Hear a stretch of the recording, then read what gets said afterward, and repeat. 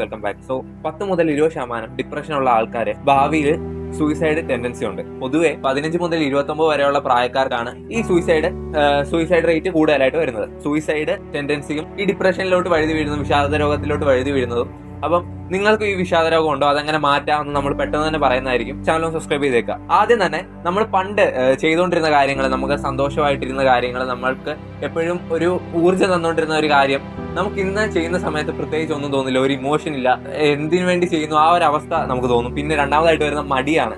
എല്ലാത്തിനോടും മടി. ഒരു സാധനം എടുക്കാൻ പറ്റുന്നില്ല, ഒരു കാര്യം ചെയ്യാൻ പറ്റുന്നില്ല, എഴുതാൻ പറ്റുന്നില്ല, എണ്ണീക്കാൻ പറ്റുന്നില്ല, ബെഡിൽ നിന്ന് എണ്ണീറ്റ് പോകാൻ മടി, ഫുഡ് കഴിക്കാൻ പറ്റുന്നില്ല. അങ്ങനെ ഒരു മടി, ഒരു ലേസി ആയിട്ടുള്ള ഒരു അവസ്ഥ.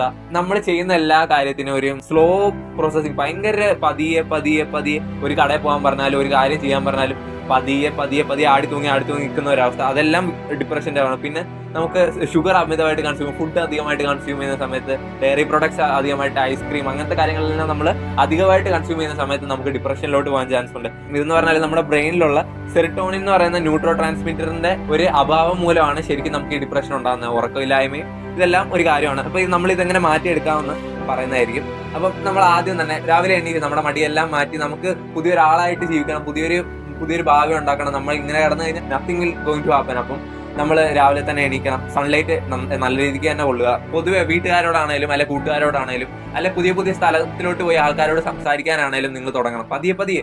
ഇതൊന്നും പെട്ടെന്ന് തുടങ്ങത്തില്ല. നമ്മൾ ചെറിയൊരു എഫേർട്ട് ഇടുന്ന സമയത്ത് നമുക്ക് അതിന്റെ പ്രോഫിറ്റ് കിട്ടും. അത് തന്നെയാണ്, അല്ലെങ്കിൽ അതിന്റെ റിസൾട്ട് കിട്ടും. അങ്ങനെയാണ് സമൂഹമാണേലും നമ്മുടെ ലൈഫ് ആണേലും പോയിക്കൊണ്ടിരിക്കുന്നത്. നമ്മൾ ഒരാളോട് പോയി മിണ്ടി കഴിഞ്ഞാൽ നാളെ ആകുമ്പോൾ ഇങ്ങോട്ടും മിണ്ടും.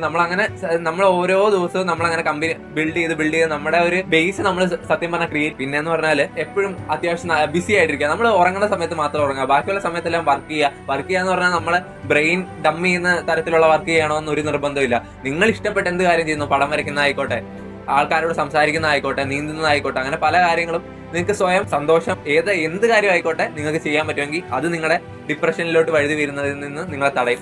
പിന്നെ മാക്സിമം പ്രെയർ ചെയ്യാൻ ശ്രമിക്കുക, മാക്സിമം ദൈവത്തിലോട്ട് എടുക്കാനും.